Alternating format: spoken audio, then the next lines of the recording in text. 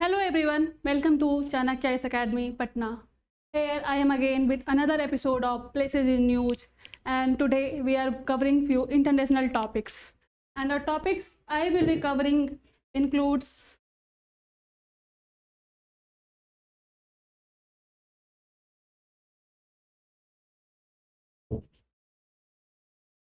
two topics are there, and first one is Mount Ruang, which is in Indonesia, and second one is Lake Kariba, that is in Zimbabwe. Coming to the next slide, and our first topic, that is Mount Ruang. Before going into the details, we all are aware that there are different ways through which mountain form, जिसमें से फोल mountains, volcanic mountains, residual mountains, block mountains, अलग अलग तरीके के mountains के formation होते हैं.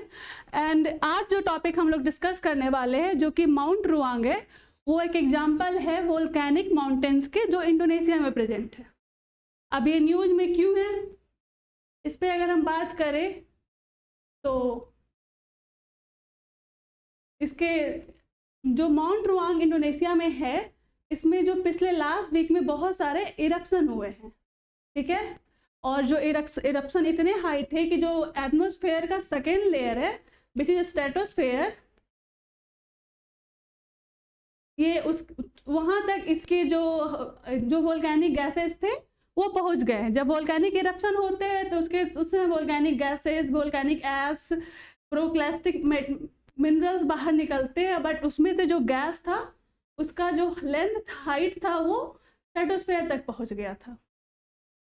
Volcanic gases more than 65,000 feet into air according to the satellite estimates above 25,000 feet higher than the commercial airplane will typically fly. मतलब जो airplane हमारे मोस्टली फ्लाई करते हैं वो 25,000 फीट पे करते हैं, लेकिन जो इनका जो इरप्शन हुआ था उसका जो हाइट था वो 65,000 फीट के ऊपर भी पहुंच गया. तो आप समझ सकते हैं कि वो इरप्शन कितना इनलार्ज था. इसके जो इम्पैक्ट्स पड़े वेदर एंड क्लाइमेट पे पड़े, एंड अभी तक वहाँ पे इवैक्यूएशन प्रोग्राम जो कंटिन्यू है, क्योंकि जो आसपास के सारे एरिया उसके चपेट में आ गए थे. इधर अगर हम मैप देखें तो ये माउंट रुआंग इस एरिया में प्रेजेंट है. इंडोनेशिया में माउंट रुआंग ये रिंग ऑफ फायर वाले एरिया में प्रेजेंट है. अगर आगे आए तो माउंट रुआंग के डिटेल्स में अगर हम लोग जाए तो माउंट रुआंग बेसिकली एक स्ट्रेटो वोल्केनो है, ठीक है, जो प्रेजेंट है इंडोनेशिया के नॉर्थ सुलावेसी प्रोविंस में. इसका जो हाइट है वो 725 मीटर का है, ठीक है. अब वोल्केनो इरप्शन दो टाइप के होते हैं, एक सिल्ड वोल्केनो, एक स्ट्रेटो वोल्केनो, ठीक है. सिल्ड एक अलग टाइप है इसका और एक स्ट्रेटो वोल्केनो है. हमारा जो माउंट रुआंग जिसके बारे में हम पढ़ रहे हैं वो है स्ट्रेटो वोल्केनो. स्ट्रेटो वोल्केनो में जो लावा का जो फ्लो होता है वो बहुत ज़्यादा ईजी नहीं होता है, ठीक है. ईजी नहीं फ्लो होता है तो ज़्यादा दूर तक फैलता नहीं है, वो लंबाई की तरफ बढ़ता जाता है. हम लोग देख सकते हैं जैसे में ये अगर इरप्शन यहाँ पर हुआ तो इसका यहाँ से शुरू हुआ तो इसका इरप्शन होते होते ये इस डायरेक्शन में ऐसा बढ़ता जाएगा, ठीक है. आप देख सकते हैं वही जो सिल वोल्केनो का फ्लो होता है बेसिकली वो इस तरीके से फैल जाता है, क्योंकि इसमें जो लावा के जो पार्टिकल्स होते हैं वो स्टिकी नहीं होते, वो रनी होते हैं, जल्दी से फैल के वो भागते जाते हैं इधर से इधर. तो ये सिल वोल्केनो का हो गया, ये स्ट्रेटो वोल्केनो का. हम लोग इस मैप के थ्रू इसको देख सकते हैं. जैसे देखिए ये इधर से जाके ये कैल्डेरा वाला एरिया हो गया, ठीक है, जो समिट पे बनता है वो जो डिप्रेशन उसको कैल्डेरा कहते हैं, और ये इस साइड से हो गया ये स्ट्रेटो वोल्केनो बनने का काम करता है, ठीक है. कभी कभी ऑफेन प्रोड्यूस एक्सप्लोसिव इरप्शन तो गैस बिल्डअप इन मैग्मा. नीचे जो गैस बनता है इसके कारण कभी कभी इसका इरप्शन बहुत ज़्यादा एक्सप्लोसिव हो जाता है, बट मोस्टली ये इसी डायरेक्शन में फैलता है, ठीक है. ये हम कवर कर रहे थे स्ट्रेटो वोल्केनो. इसी में हम आगे देखते हैं इसके प्रेजेंस के बारे में. It is often known as, Indonesia में बहुत ज़्यादा अर्थक्वेक और वोल्केनो का इरप्शन होता रहता है, एंड इसका जो मेजर रीजन है इसका जो प्रेजेंस है रिंग ऑफ फायर में। अब हम जानना है देखते हैं कि रिंग ऑफ फायर बेसिकली है क्या। Ring of fire is an arc where tectonic plate collide that stretches from Japan through south east Asia across the Pacific basin. It is present in Pacific ocean, ठीक है, Pacific ocean. उसी के कारण से frequent seismic activity और volcanic activity होती है, क्योंकि ये दो टेक्टोनिक प्लेट के कॉलिजन के कारण यहाँ पे इन एक्टिविटीज का बहुत ज़्यादा देखने को मिलता है। जो रिंग ऑफ फायर को उस पैसिफिक रिंग ऑफ फायर भी कहा जाता है, क्योंकि मैंने ऐसे जैसे बताया कि ये पैसिफिक ओशन में प्रेजेंट है, ठीक है। Circum Pacific belt is a string of 100 of volcanoes and earthquake sites which run around the Pacific Ocean. जो मैंने पहले बताया ये 100 ऑफ वोल्केनो और अर्थक्वेक, क्योंकि हम लोग जानते हैं जब दो प्लेट टकराते हैं तो वोल्केनो और अर्थक्वेक का फॉर्मेशन के लिए मेजर रीजन बनते हैं। तो it is a semi circle और हॉर्स शू शेप, जिसका जो रिंग ऑफ फायर का जो लेंथ है 40,000 to 50 किलोमीटर के अराउंड ये फैला हुआ है। तो ये आसपास के एरिया को बहुत ज़्यादा इम्पैक्ट कर रहा होता है।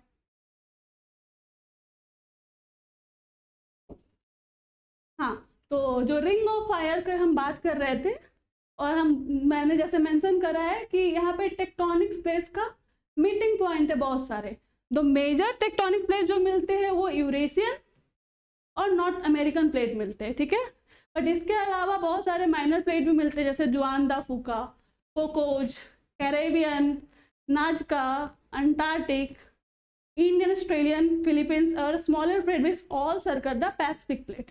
जो पैसिफिक प्लेट मेजर है उसके अराउंड ये सब इन सर्कल करके जो छोटे प्लेट्स मिलते हैं, और ये रिंग ऑफ फायर का फॉर्मेशन करते हैं, जो मेजर रीजन बनता है अर्थक्वेक और वोल्केनो को। आप इस मैप में देख सकते हैं ये पैसिफिक ओशन का ये है, और इसके अराउंड जो भी एरिया बना ये रिंग ऑफ फायर का एरिया बना। और जो जो प्लेट्स मैंने मेंशन करे यूरेशियन, अमेरिकन या फिर जो माइनर प्लेट जुआन दा फूका, कोकोज, वो भी इसको इनसर्कल करते जाते हैं।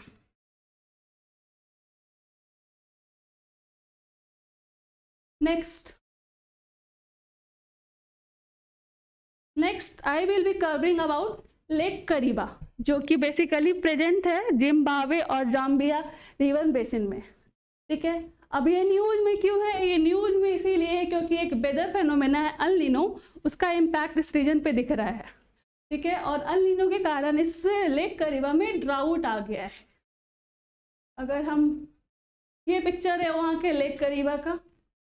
नेक्स्ट, जैसे मैंने मेंशन करा ये न्यूज में क्यों है, तो El Nino drought leave Zambia lake, sorry Zimbabwe lake Kariba only 13% full, ठीक है। मतलब 100% वाटर होने की कैपेसिटी इसकी है, लेकिन इसमें ओनली 13% वाटर ही प्रेजेंट है। तो आप सोच सके कि अगर जिसकी कैपेसिटी 100% है और उसमें 13% वाटर ही बचा हो, तो वो लेक ऑब्वियसली ड्राउट की तरफ ही जा रहा है। और ये जो और इसके और सीवियर होने की बात की जा रही है, और ये मेजर पावर प्रोडक्शन इस लेक के द्वारा होता था, जो इलेक्ट्रिसिटी प्रोवाइड करती थी जिम्बाब्वे और जाम्बिया दोनों एरिया को। लेकिन अब इसके और इंटेंस होने की बातें की जा रही है, जिससे पावर प्रोडक्शन मुश्किल होने वाला है। और ये जो अल नीनो का जो पैटर्न है वो अभी से नहीं देखा जा रहा है, ये 2010 से न्यूज में, ठीक है। Induced drought and heat waves in the Zambezi region causing a drop in water lake at Lake Kariba, ठीक है। अब 2010 से जो फेनोमेना कंटिन्यू है, अभी जो हो गए हैं कितने दिन, उसके बीच में इसका इम्पैक्ट इस पे बढ़ता ही जा रहा है। हालात ये इतनी बुरी हो रही कि वहाँ के जो प्रेसिडेंट है इमर्सन मैनांगावा, उन्होंने इसे नेशनल डिजास्टर भी डिक्लेयर कर दिया गया, क्योंकि नेशनल डिजास्टर होगा तो ऑब्वियसली सरकार का ध्यान ज़्यादा जाएगा। अगर हम आगे बात करें लेक करीबा के बारे में, तो नेक्स्ट स्लाइड में थोड़ा डिटेल में अगर हम जाए, तो एक लेक करीबा है जो करीबा डैम का पार्ट है, ठीक है बेसिकली। और इसका पर्पस है वो हम इस स्लाइड में देखना चाहेंगे। ये 280 किलोमीटर का एक ह्यूमन मैड लेक है, ठीक है, जो 1955 और 1959 के बीच में जाम्बेजी रिवर बेसिन में बनाया गया था। रिवर बेसिन दो एरिया के बीच में जो प्रेजेंट होता है। एक मैप के थ्रू मैं पहले आपको दिखा देना चाहती हूँ ये कैसा है। देख, ये है लेक करीबा। लेक करीबा इधर जो है जाम्बिया रीजन, अफ्रीका में दो कंट्री हैं, जाम्बिया और इधर जिम्बाब्वे, ये दोनों के बीच में प्रेजेंट है लेक करीबा। अब थोड़ा डिटेल्स में अगर जाए लेक करीबा के, तो जैसे इसके पहले वाले स्लाइड में लिखा गया था, रिवर 1955 और 1959 के बीच में, 1955 और 1959 के बीच में Zambezi river basin between Zambia and Zimbabwe, जो पहले स्लाइड में मैंने दिखाया है। इसका मेन काम जो था हाइड्रो इलेक्ट्रिक पावर प्रोडक्शन करना। तो ये पावर प्रोवाइड करता था Kariba North power station on the Zambian side, और दूसरा जो था South power station on the Zimbabwean side. ठीक है, मोस्ट ऑफ द इलेक्ट्रिसिटी, और इलेक्ट्रिसिटी के बिना लाइफ का डिपेंडेंसी इतना मुश्किल हो सकता है, इसके लिए ये जो लेक है उसका ड्राउट प्रोन नहीं होना बहुत ज़्यादा खतरनाक बन सकता है। इसके नेक्स्ट स्लाइड में हम देखना चाहेंगे, मैंने बताया ये लेक करीबा का प्रेजेंस है जो बहुत ही इम्पॉर्टेंट है। ठीक है,